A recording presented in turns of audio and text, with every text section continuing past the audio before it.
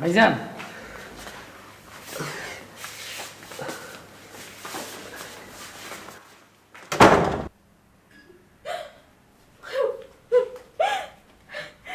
ভদ্র বাবা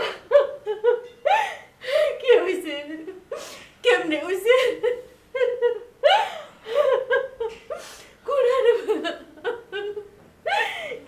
এই ব্যথা পাইলি কই গেছিলি কেমনে হয়েছে কি লোকে ধাক্কা লাগে হয়েছে রে বাবা আল্লাহ আমার কপালে এই কি লেগছিল আমার ভালো পোলাটা রিমু কই?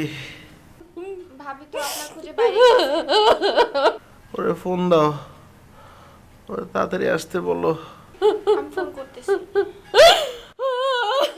শান্ত হও মা। বাবা আমি চলো তোরে ডাক্তারের কাছে লইয়া যাই তুমি যাও এখান থেকে, আমার অস্থির লাগতেছে।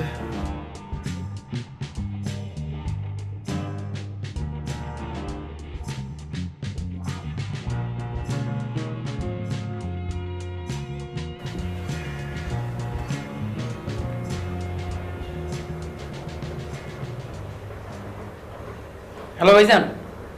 জানি জানি বড় ভাইজানের অ্যাক্সিডেন্ট করছে তো, সারা জীবন সে আমার ঠকায় গেছে, এখন তার ফল পাইতেই হইব, কিছু করার নাই। না ভাইজান, বড় ভাইজান তো বাসা ফিরে আসছে। কি? বড় ভাইজান একটু আগে বাসা ফিরে আসছে। এক লোক বড় ভাইজানের কান দেখে নিয়ে আসছে, বড় ভাইজানের পাইয়া বড় এক ব্যান্ডেজ।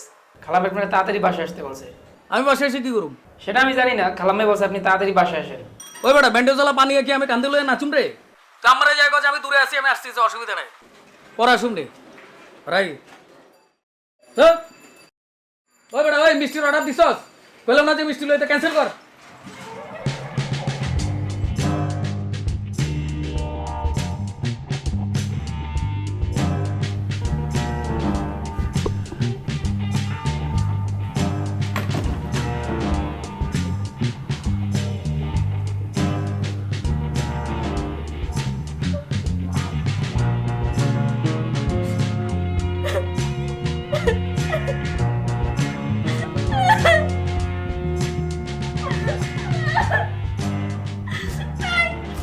কিভাবে হয়েছে তোমার কোথায় হয়েছে তুমি আমাকে কিছু বলো নাই কিছুর জন্য তুমি অনেক বেশি ব্যথা পাইছো আমি অনেক তো ব্যথা পাইছো কিভাবে হয়েছে তোমার বলো তো কোথাও ব্যথা লাগছে দেখি হাত দেখি তোমার আগুলো ব্যথা লাগে নাই তো তোমার সত্যি করে বলো দেখি আগুলো ব্যথা লাগছে আচ্ছা আমি না বুঝলাম না কে রাখে আমাকে ফোন দিয়ে বললো তুমি অ্যাক্সিডেন্ট করছো আমি এতবার ট্রাই করছি আমি তোমাকে একবারও রিচ করতে পারি নাই তোমার যাই হোক না কেন তুমি ফোন কেন বলতে হয়েছে তুমি আমাকে বলবা না তুমি ঠান্ডা হও, তুমি অস্থির হো না। তুমি অস্থির হলে আমি অস্থির হয়ে যেতেছি, আমার প্রেশার বাড়ি যেতেছে।